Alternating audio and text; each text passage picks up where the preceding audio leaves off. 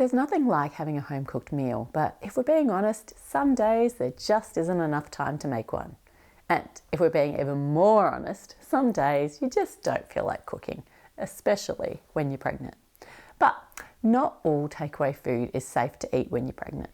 So, to help you know which options to choose, I've created a list of my top 5 safe takeaway foods when pregnant.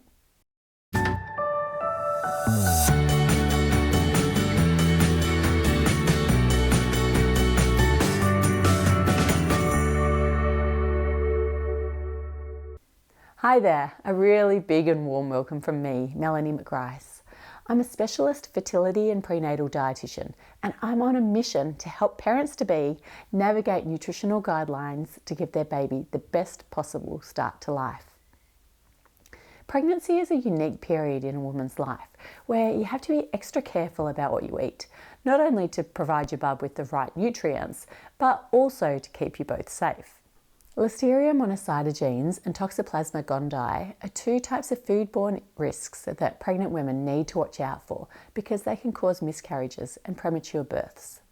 Listeria is most commonly found in ready-to-eat foods and unpasteurized milk and milk products, while Toxoplasma gondii is usually found in raw and undercooked meat as well as unwashed fruits and vegetables because it's usually found in the soil. So in general, when choosing a takeaway, you want to avoid these potentially contaminated sources. With this in mind, here are my top 5 safe takeaway foods when pregnant. Number 1, Chinese stir fry. Chinese meals usually have a great variety of cooked options available. In general, choose an option that contains more stir-fried or steamed veggies, and because the portions are generally quite big, remember to eat to your hunger. You don't have to eat it all. When ordering Chinese, I always order steamed rice instead of fried rice as it doesn't contain any unhealthy fats. Number 2 is an Indian dal.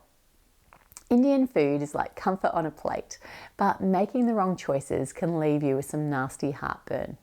To prevent this, steer clear of heavy cream-based curries and don't go too spicy, especially if you're not used to it. An Indian dal is a great nutritious way to increase your intake of plant-based proteins.